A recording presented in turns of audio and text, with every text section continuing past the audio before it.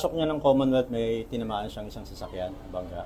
Pero hindi niya hinintuan, so dumire-diretso siya. Tapos meron nagmagandang loob na isang truck na nakakita sa pangyayari. Trinay na igilid siya, hinarangan siya para hindi na makadiretso yung ating UV Express. Pero ang ginawa po, instead na huminto, pag hinto ng truck, umatras pa siya. Pag atras niya, may tinamaan na naman siyang isang sedan. Tapos nag-overtake at dumire-diretso.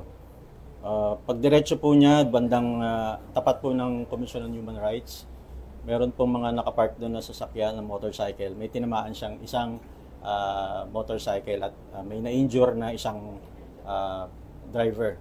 So dumire-diretso pa po siya. Then bandang Loyola, meron na naman siyang tinamaan na dalawang motorcycle. At hindi pa rin niya hinintuan yun, dumire-diretso pa rin siya. Nag-U-turn siya doon sa next U-turn slot at bumalik po papuntang UP Techno Hub. Pagdating ng UP Techno Hub, nag-U-turn siya ulit and binalikan niya at meron na naman siyang sinagasaan sa tapat ng CHR.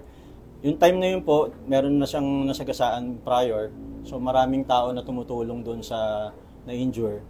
And nangyari, yun nga yun sa mga videos na nakita natin, naararo niya yung mga nakapark dun sa gilid ng mga motorcycles. And after po nun, dumire-diretso pa rin siya ulit hanggang sa nag-U-turn siya sa may Sandigan. Pag U-turn niya sa Sandigan, meron na naman siyang tinamaan na isang motorcycle. Yun po yung na-declare na po na dead ng hospital. Yun yung seriously injured kanina. Then papunta na po siya, kumana na papuntang Tandansora. So pag nakita po natin, based dun sa mga kwento at saka sa investigation, 3 beses po siya nagpaikot-ikot sa Commonwealth. Kaya ganun na lang karami yung kanyang tinamaan. Total po of 13 motorcycles at isang sedan. At yung injured po ay 3 yung injured at isa po yung ating deceased or namatay.